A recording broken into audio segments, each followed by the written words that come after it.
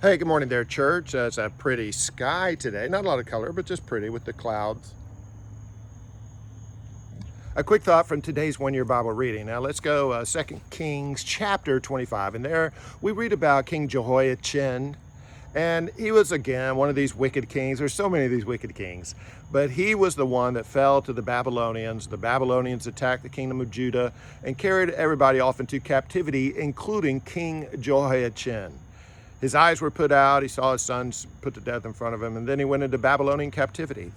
But the chronicler, the one who's writing this narrative in 2 Kings, writes that while he was in Babylonian captivity, King Nebuchadnezzar's son, evil Merodach, came into power, and he had mercy on King Jehoiachin. So amongst the other prisoners, he elevated him higher and gave him an allowance or an allotment of food, and he was able to eat at the king's table until the day that he died in captivity. Now, this is just a minor detail that, like so many other little details that is included in this narrative.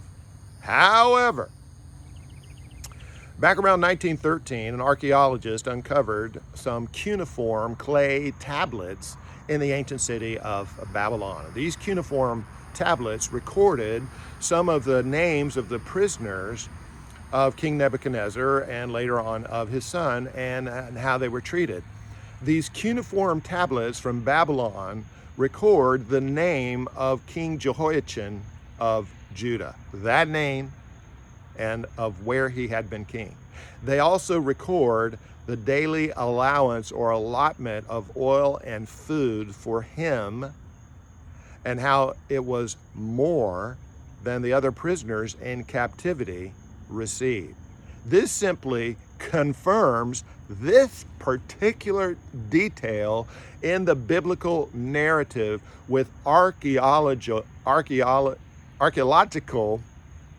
evidence. Now, here's my takeaway today.